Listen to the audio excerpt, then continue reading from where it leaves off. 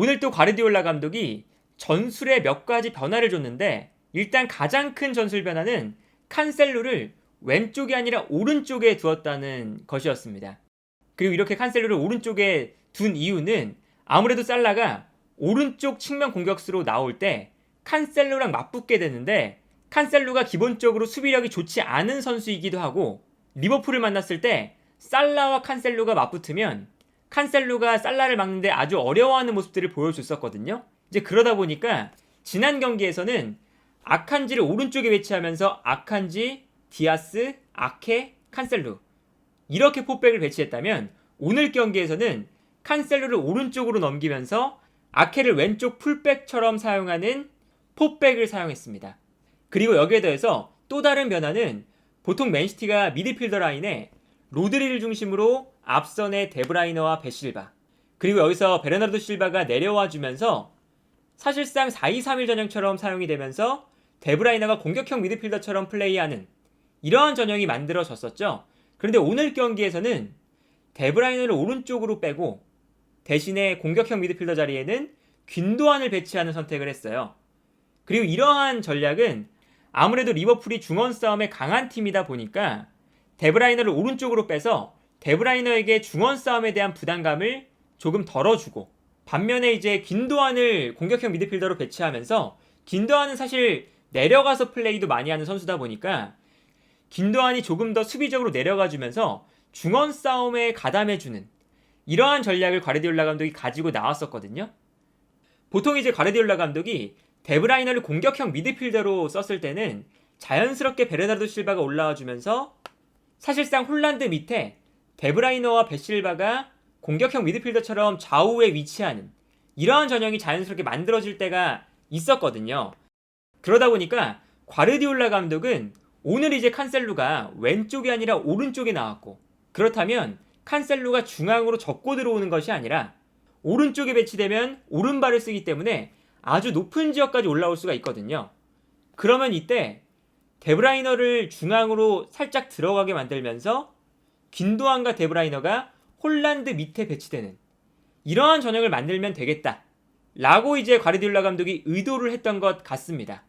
그러면서 사실상 평소에 활용하던 전형과 비슷한 전형이 자연스럽게 만들어질 수가 있는 거거든요. 그리고 여기서 리버풀이 포백을 쓸 때 앞선의 맨시티가 순간적으로 5명의 선수가 배치가 되다 보니까 리버풀의 수비 라인에 분명한 부담을 줄 수가 있었고요. 그리고 여기에 대해서 오른쪽에서는 데브라이너와 칸셀루, 왼쪽에서는 균도안과 포든 이 좌우 측면에 2명의 선수가 배치되기 때문에 리버풀의 좌우 풀백에게 측면에서 수적으로 우위를 가져갈 수 있는 상황들이 만들어진다. 이러한 것들을 오늘 과르디올라 감독이 노리고 나오지 않았나 싶습니다. 분명히 과르디올라 감독이 의도했던 부분들이 몇 차례 나오긴 했어요. 이제 이 장면도 보시면 칸셀루가 왼쪽과 달리 오른쪽에 출전할 때는 높게 올라와서 측면을 넓게 활용해주고 이때 데브라이너가 살짝 중앙으로 들어와주는 모습을 볼 수가 있거든요. 그런데 이렇게 되면 순간적으로 리버풀의 왼쪽 풀백이 데브라이너와 칸셀루를 동시에 상대해야 되는 상황이 나올 수밖에 없었죠. 그리고 여기서 데브라이너와 칸셀루가 이러한 수적 우위를 충분히 활용하는 모습을 볼 수가 있었습니다. 그래서 이 다음 장면을 보면 칸셀루가 중앙으로 들어올 때 데브라이너가 측면으로 돌아뛰거든요. 근데 여기서 로버트슨이 칸셀루와 데브라이너를 동시에 막고 있다 보니까 데브라이너를 따라가지 못하는 장면이 나왔고 여기서 칸셀루가 데브라이너에게 패스를 보내주면서 리버풀의 측면을 완벽하게 무너뜨리는 장면이었어요. 그리고 반대로 이러한 장면도 있었죠. 이제 이 장면도 보시면 순간적으로 칸셀루가 높게 올라가고 이때 데브라이너가 중앙 지역으로 들어와서 플레이하고 있는 모습인데 이때도 로버트슨이 칸셀루와 데브라이너를 동시에 상대를 하고 있습니다. 아무래도 칸셀루가 측면으로 뛰어나가다 보니까 로버트슨이 앞으로 나와서 데브라이너를 방해해주기가 힘든 상황이에요.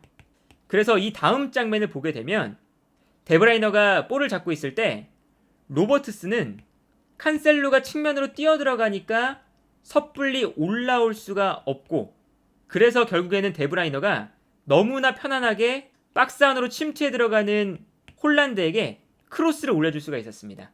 그래서 여기서 홀란드가 데브라이너의 크로스를 받아서 결정적인 헤더 슈팅을 기록하는 장면이었거든요. 그리고 반대편에서도 수적인 우위가 나타나게 되는데 이제 이 장면도 보시면 균도안과 포든이 측면에 위치할 때 리버풀의 오른쪽 풀백이 포든과 균도안을 동시에 마크해야 되는 상황이거든요. 그러다 보니까 여기서 균도안이 중앙으로 들어갈 때 리버풀의 오른쪽 풀백인 밀러가 균도안을 따라 들어갑니다. 그래서 이 다음 장면을 보면 균도안이 중앙으로 들어오면서 오른쪽 풀백으로 나온 밀러도 중앙으로 들어오게 되니까 이때 반대편의 포든에게 아주 넓은 공간이 만들어지는 걸 볼 수가 있었습니다.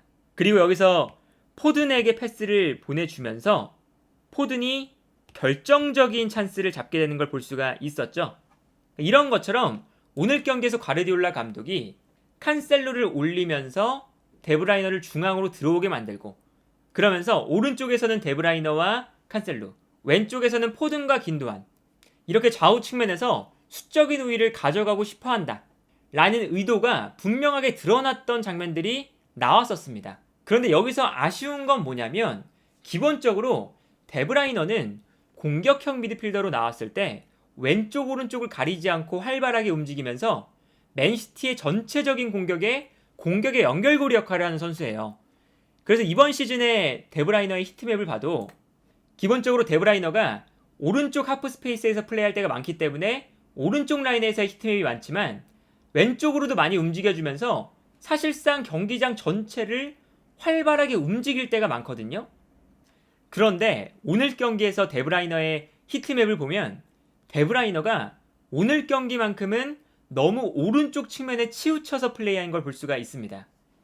그러니까 결국에는 이 데브라이너의 위치가 오른쪽 측면에 한정적으로 위치하다 보니까 리버풀 입장에서는 데브라이너를 경기장 전체가 아니라 한쪽 측면에서만 한정적으로 상대할 수가 있게 되는 거거든요.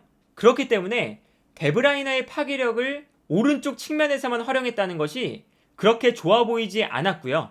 그리고 두 번째로는 최근에 포든이 왼쪽 측면에서 아주 뛰어난 활약을 펼치고 있잖아요. 그런데 포든이 왼쪽 측면에서 뛰어난 활약을 펼치는 이유는 칸셀루가 오른쪽이 아니라 왼쪽 측면에서 뛰기 때문입니다.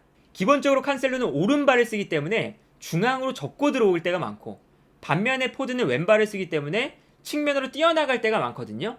그래서 보통 맨시티가 공격을 전개할 때 칸셀루가 측면으로 올라오고 포든이 살짝 중앙으로 들어오게 되면 포든이 상대의 중앙 수비수와 풀백 사이로 빠져나갑니다.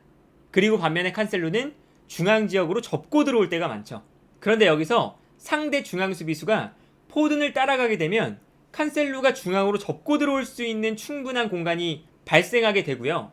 반대로 칸셀루가 중앙으로 볼을 접고 들어올 때 상대의 중앙 수비수와 풀백이 칸셀루를 막기 위해서 중앙으로 쏠리게 되다 보면 이때 측면에서 포든에게 넓은 공간이 발생하는 상황이 만들어지게 되죠. 그런데 오늘 경기에서는 포든이 측면에 위치하고 균도안이 중앙에 위치하는 전형이었거든요. 그런데 여기서 문제는 포든도 중앙으로 침투해 들어가는 유형의 선수가 아니고 그리고 균도안이 측면으로 활발하게 빠져나가는 동선을 가져가는 선수도 아니에요. 균도안은 측면으로 나가기보다 박스 안으로 들어가면서 홀란드를 도와주는 역할을 아주 잘하는 선수거든요. 그러다 보니까 결국에는 균도안과 포든 조합이 칸셀루와 포든 조합보다 당연히 측면에서의 파괴력이 매우 떨어지는 조합이었습니다. 그래서 이제 과르디올라 감독이 후반전이 됐을 때는 결국에 균도안을 한 칸 내리고 베르나르도 실바를 올리면서 베르나르도 실바가 높은 지역에서 측면으로 빠져나가고 그리고 포든이 중앙으로 접고 들어오는 이러한 플레이를 만들기 위해서 노력했는데 베르나르도 실바가 균도안보다 측면으로 빠져나가는 플레이를 잘하다 보니까 측면으로 빠져나가는 플레이는 어느 정도 살아났는데 포든이 왼발을 쓰다 보니까 측면에서 중앙으로 접고 들어오는 플레이가 사실 많이 나오지가 않았었고요. 여기에 더해서 균도안이 한 칸 내려가게 되면 결국에는 로드리 옆에 균도안이 배치가 되는 건데 균도안이 베르나르도 실바가 했던 것처럼 후방 빌드업에 뛰어난 선수가 아니라서 균도안 자리에서 후방 빌드업에 대한 실수가 나오기 시작했습니다. 그러니까 결국에는 칸셀루를 오른쪽에 보내면서 포든과 칸셀루, 최근에 이 좋았던 두 명의 선수 조합을 과르디올라 감독이 스스로 오늘 경기에서는 쓰지 않았던 거거든요. 그러니까 오늘 경기에서 과르디올라 감독이 선택했던 전술이 기본적으로 데브라이너를 오른쪽 측면에 한정지어서 사용하다 보니까 데브라이너의 파괴력도 떨어지고, 그리고 여기에 대해서 칸셀루가 왼쪽이 아니라 오른쪽에 배치가 되다 보니까 칸셀루의 파괴력도 동시에 떨어지고요. 그리고 또 여기에 더해서 포든과 칸셀루라는 왼쪽 라인에서 최근에 좋았던 공격 조합이 이루어지지 않으니까 왼쪽 라인에서의 파괴력도 평소보다 훨씬 더 줄어드는 모습이 나올 수밖에 없었어요. 이제 그리고 여기에 더해서 균도안과 포든의 조합이 좋지 않다 보니까 균도안을 한 칸 내리게 되면 균도안이 수비 라인 앞에서 후방 빌드업에 뛰어난 선수가 아니다 보니까 후방 빌드업에도 동시에 문제가 생기게 됩니다. 그래서 오늘 경기는 물론 이제 과르디올라 감독이 칸셀로와 살라를 만나지 않게 하면서 칸셀로를 오른쪽으로 보내고, 이제 여기에 대해서 데브라이너를 오른쪽으로 빼면서 데브라이너에게 중원 싸움에 대한 부담을 덜게 하는 이러한 이제 의도는 알겠으나, 오늘도 역시나 과르디올라 감독이 너무나 생각이 많았던 것이 아닐까.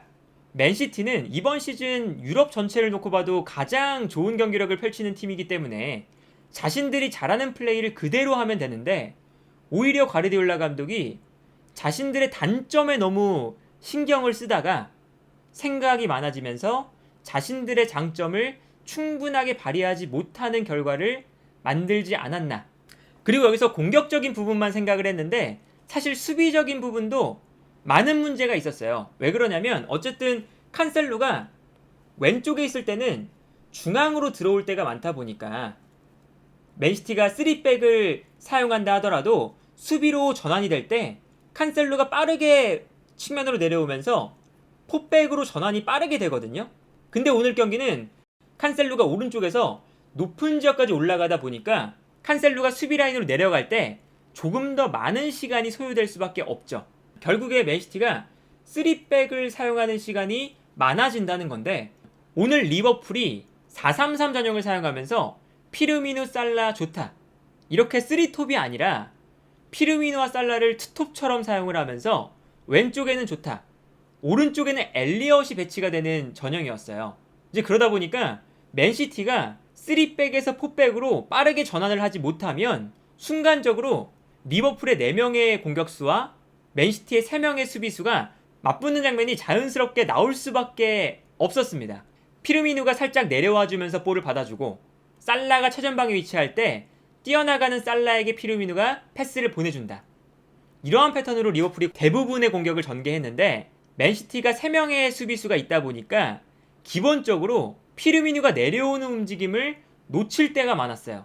그래서 피르미누가 너무나 편안하게 볼을 받을 수가 있었고, 살라가 뛰어 들어갈 때 피르미누가 좋은 패스를 넣어주기만 하면 살라가 곧바로 1대1 찬스를 만들어낼 수가 있었습니다.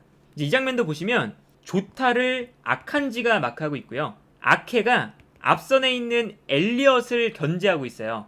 그리고 이때 중앙에는 살라가 있는데 살라를 디아스가 마크하고 있죠. 그런데 여기서 맨시티의 3백이 한 명씩 다 마크를 하고 있다 보니까 피르미누가 살짝 내려와서 볼을 받아주는데 피르미누를 마크하는 선수가 없습니다. 그리고 여기서 피르미누에게 패스를 보내주고, 이때 피르미누가 뛰어들어가는 살라에게 패스를 넣어주는 장면이거든요. 그런데 여기서 디아스가 살라와의 스피드 경쟁에서 패배하면서 이 장면에서도 살라가 아주 결정적인 찬스를 잡게 되는 것을 볼 수가 있었는데, 물론 여기서는 에데르송 골키퍼의 환상적인 선방이 나오면서 살라가 득점 기회엔 실패했지만 이런 장면이 한 번이 아니에요. 이 장면도 보시면요, 피르미누가 내려와서 볼을 받아주려고 하는데 피르미누를 마크하는 맨시티의 수비수가 없습니다. 그리고 이때 리버풀이 피르미누에게 한 번의 패스를 보내주고 여기서 살라가 앞으로 돌아뛰죠. 그리고 피르미누는 볼을 받아서 살라에게 패스를 넣어주는 걸 볼 수가 있었는데, 그러다 보니까 피르미누가 뛰어나가는 살라에게 너무나 편안하게 패스를 보내주는 걸 볼 수가 있었습니다. 그러다 보니까 살라가 이번에도 맨시티의 수비 뒷공간을 허물어내는 모습을 볼 수가 있었는데, 이제 이러한 것처럼 사실 맨시티가 칸셀루를 오른쪽에 배치한 것이 맨시티가 4백과 3백을 빠르게 변환하지 못하게 되면서 순간적으로 리버풀의 공격에 속수무책으로 당하는 상황들이 많이 나왔다 라고 볼 수가 있겠고요. 그리고 결국에는 실점을 할 때는 칸셀로의 실수에서 나왔어요. 여기서 알리송이 빠르게 전방으로 붙여주는 상황이었거든요. 그리고 이게 세트피스 상황이었기 때문에 최후방의 칸셀로 그리고 앞선의 살라가 스피드 경쟁을 하고 있었죠. 그런데 여기서 알리송의 롱킥을 칸셀루가 끊어낼 때 칸셀루가 볼을 끊어내지 못하면서 볼이 뒤로 흐릅니다. 그러면서 살라는 너무나 여유롭게 1대1 찬스를 맞이하게 되거든요. 그래서 이 장면에서 결국에 살라가 완벽한 찬스에서 득점을 만들어내는 장면이었죠. 물론 이제 이 장면이 세트피스 상황에서 리버풀이 역습을 하는 과정에서 나오긴 했지만 결국엔 과르디올라 감독이 정말 고심하면서 살라와 칸셀로를 맞부딪히지 않게 만들려는 전략이 결과적으로는 또 실패를 한 거거든요. 그러니까 결국에는 과르디올라 감독이 정말 오늘 경기에서 많은 고심을 했겠지만 분명히 결국엔 칸셀로의 실수 때문에 살라의 득점이 나왔고 자신들이 잘하는 공격 패턴을 만들어내지도 못했고요. 그래서 결국엔 오늘 경기도 과르디올라 감독이 종종 이렇게 전술 변화를 줬다가 실패하는 경기들이 있잖아요. 특히나 중요한 경기에서 전술 변화를 주다가 너무 많은 고심을 하다가 전술 변화가 실패할 때가 많은데 오늘 경기도 과르디올라 감독의 많은 생각이 담긴 전술 변화가 결국엔 실패로 돌아간 경기가 아니었나 라는 생각이 듭니다.